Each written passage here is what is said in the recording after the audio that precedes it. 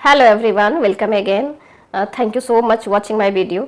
आज मैं इस वीडियो के माध्यम से एक बहुत अच्छे टॉपिक पे बात करने वाली हूँ कि इस वीडियो के माध्यम से आपको पता चलेगा कि डिलीवरी के बाद हमें क्या खाना चाहिए या क्या नहीं खाना चाहिए। डिलीवरी के बाद हम बहुत कंफ्यूज होते हैं कि हमें क्या खाना चाहिए और क्या नहीं खाना चाहिए। कई बार आपके घर के लोग भी बहुत सारी चीज़ों को बोलते हैं कि ये नहीं खाना है, चाहे वो सिजेरियन डिलीवरी हो या फिर आपकी नॉर्मल डिलीवरी है। तो चलिए आज हम इस वीडियो के माध्यम से आपकी सारी कन्फ्यूज़न दूर करते हैं और इस वीडियो को आप अंत तक जरूर देखें। सबसे पहला कन्फ्यूज़न है कि हमारी नॉर्मल डिलीवरी हुई है तो हमें कुछ और अलग खाना है, या फिर हमारी सिजेरियन डिलीवरी हुई है तो हमें कुछ और अलग खाना है, या बहुत सारी चीज़ें ऐसे हैं जिसको नहीं खाना है। ऐसा नहीं है, सिजेरियन डिलीवरी हो या फिर आपकी नॉर्मल विजाइनल डिलीवरी हो, दोनों में डाइट प्लान सेम होता है। कुछ भी डिफरेंट नहीं है कि सिजेरियन में ये खाना है या नॉर्मल डिलीवरी में ये खाना है, ऐसा बिल्कुल भी नहीं है। आप लोग कन्फ्यूज ना रहें, इस कन्फ्यूज़न को दूर करने की सबसे ज़्यादा ज़रूरत है। आपको मैं बता दूं, आफ्टर डिलीवरी आपके डाइजेस्टिव सिस्टम तथा इम्यूनिटी थोड़ा कमज़ोर हो जाता है। इसके लिए थोड़ा थोड़ा दिन भर में कुछ ना कुछ खाते रहना है, यानी कि 4 से 6 बार खाना खाना है, यानी कि स्मॉल और फ्रीक्वेंटली मिल्क आपको दिन भर में लेते रहना है। अब बारी आती है पानी की, यानी कि हाइड्रेशन आपके लिए बहुत ज़रूरी है इस समय, क्योंकि आपके बॉडी को जितना पानी चाहिए वो तो चाहिए ही। इसके अलावा आप इस समय डिलीवरी के बाद बच्चे को दूध पिला रहे होते हैं, तो इसमें भी हाइड्रेशन की बहुत ज़रूरत है। हाइड्रेशन के लिए दिन भर में 8 से 10 गिलास आपको पानी अच्छे से पीना है। नारियल पानी पीना है, आप सूप पी सकते हैं, फ्रूट्स के जूस पी सकते हैं बिना चीनी के, यानी कि उसमें डायरेक्ट चीनी डाल के आपको नहीं लेना है।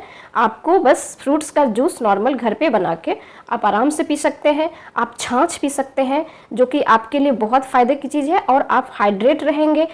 जिस प्रकार से प्रेगनेंसी के दौरान आप iron, calcium, protein, omega 3 fatty acid, DHEA, ये सभी चीज़ें आपको दी जाती हैं क्योंकि बच्चे आपके स्वस्थ हों, उसी तरीके से प्रेगनेंसी के बाद भी आपको iron, calcium, protein, fibres, DHEA, omega 3 fatty acid की ज़रूरत पड़ती है, क्योंकि आप इस टाइम पे बच्चे को दूध पिला रहे होते हैं। यानी कि प्रेगनेंसी के दौरान अगर 1000 mg आयरन कैल्शियम की ज़रूरत पड़ती है, तो प्रेगनेंसी के बाद यानी कि डिलीवरी के बाद आपको 1500 यानी कि 1500 mg आयरन कैल्शियम की ज़रूरत पड़ती है।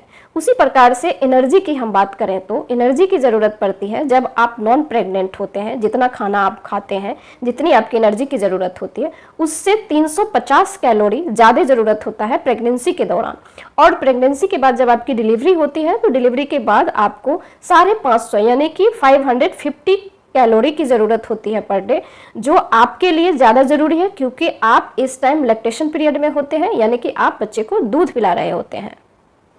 इसलिए आप आयरन के लिए आप लाल साग, पका केला, अनार, चुकंदर आप प्रेगनेंसी के बाद यानी कि डिलीवरी के बाद ज़रूर खाएं।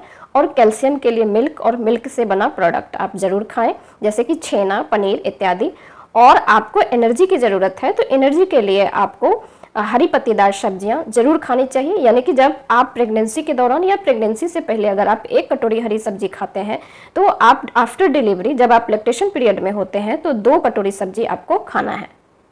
अक्सर घर में बोला जाता है कि डिलीवरी के बाद आपको दाल नहीं खानी चाहिए, लेकिन आप छिलके वाले दाल आप जरूर खाएं। लेकिन जब घर वाले बोलते हैं कि दाल खाने से बच्चे का पेट फूलता है या माँ का पेट में गैस बहुत ज़्यादा बनता है, बट ऐसा नहीं है, क्योंकि इस समय आपकी फिजिकल एक्टिविटी थोड़ी कम होती है।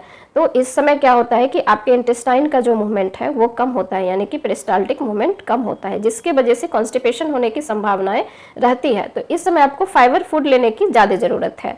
इसके साथ दाल के साथ आप दही जरूर खाएं, इससे आपको थोड़ा सा गैस कम बनेगा, जैसे आप बोलते हैं उसके अकॉर्डिंग।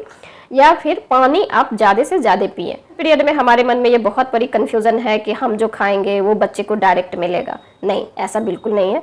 आप जो भी खाना खाते हैं सबसे पहले तो वो डाइजेस्ट होता है, डाइजेस्ट होने के बाद उससे ब्लड बनता है, और ये ब्लड का जो इंग्रेडिएंट होता है वो मदर के मिल्क में कन्वर्ट होता है। आफ्टर डिलीवरी यानी कि लैक्टेशन पीरियड, जब आप बच्चे को दूध पिला रहे होते हैं, इस समय पे आपको कौन सा खाना नहीं खाना है, आज इसके बारे में भी बात करते हैं।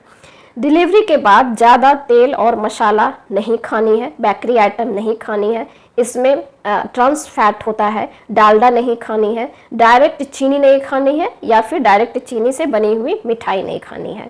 सबसे बड़ी कन्फ्यूज़न, घर के लोग डिलीवरी के बाद आपको घी पिलाते हैं। क्या यह घी पिलाना सही है? बिल्कुल भी नहीं। हम सब जानते हैं कि इसमें फैट होता है, ये रिच फैट है, लेकिन ये सैचुरेटेड फैट है। लेकिन इस फैट से ज़्यादा अच्छा है ओमेगा 3 फैटी एसिड और DHEA, जो कि आपके प्रेगनेंसी के दौरान भी आपके डॉक्टर द्वारा दिया जाता है। लेकिन आप इसको डिलीवरी के बाद भी ले सकते हैं और ये आपके बच्चे के ब्रेन डेवलपमेंट के लिए सबसे बेहतर है। तो आप घी ना लेके ओमेगा 3 फैटी एसिड ले और DHEA ले। तो चलिए अब हम जानेंगे कि ओमेगा 3 फैटी एसिड और DHEA कौन से फूड में है। अगर आप वेजिटेरियन हैं तो आप आलमंड लें, अखरोट खाएं, फ्लैक्स सीड खाएं, राजमा खाएं और बीन्स खाएं और हरी पत्तीदार सब्जियां खाएं। अगर आप नॉन वेजिटेरियन हैं तो आप फैटी फिश खाएं। फैटी फिश को आपको फ्राई करके नहीं खाना है, आपको ग्रेवी के साथ खाना है, लेकिन ग्रेवी बहुत ही ऑयली नहीं होनी चाहिए, जिसमें मछली बहुत अच्छे से पका हुआ होना चाहिए। डायरेक्ट घी खाने से आपके बच्चे को कोई फायदा नहीं होगा, आपकी फैट बढ़ जाएगी। आज मैंने आपकी सारी कन्फ्यूज़न आफ्टर डिलीवरी यानी कि लैक्टेशन पीरियड का डाइट प्लान के बारे में मैंने डिस्कशन किया है। इससे आपकी सारी कन्फ्यूज़न आई थिंक दूर हो गया होगा। अगर ऐसा कुछ रह गया तो आप हमें ज़रूर लिखिए और मेरी पूरा वीडियो देखने के लिए आपको धन्यवाद।